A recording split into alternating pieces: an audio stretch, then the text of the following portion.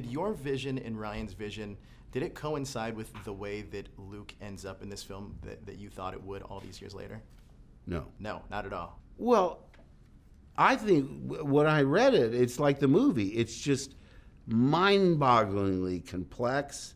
It's challenging. It's hilarious in parts. It's suspenseful. It's dark and somber. I'm holding the fort down on the dark and somber.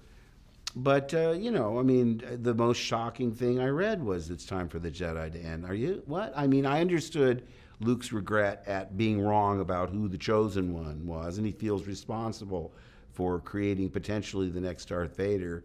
And hey, I mean, ruining your nephew's life, or like not perceiving that he was going to the dark side and too late.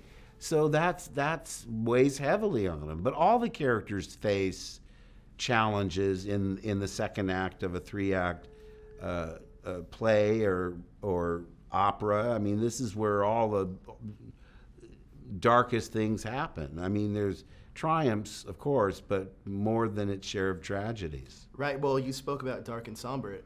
Question about that is, was there anything personally that you drew from, or any other characters that you may have portrayed that gave this version of Luke more nuance? Well, I had to find what could have happened that would make the most hopeful, optimistic character wind up in this dark place. Now, I was 11 when the Beatles hit, right, and they were the peace and love generation, and when I was in high school, I said, I believed all that. I thought, by the time we get in power, there'll be no more wars, we'll end world famine, hey, baby, right, love is all you need. And that, we failed.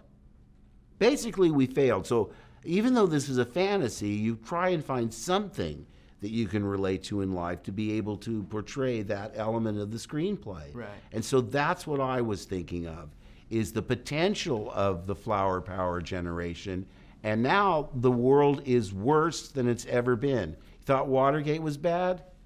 That was just two parties.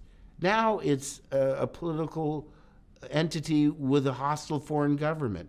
And that we've been in perpetual war. I thought, well, at least after Vietnam, we'll never get into another pointless war that will, with no clear objective. We've been in perpetual war for what, 17, 18 years now?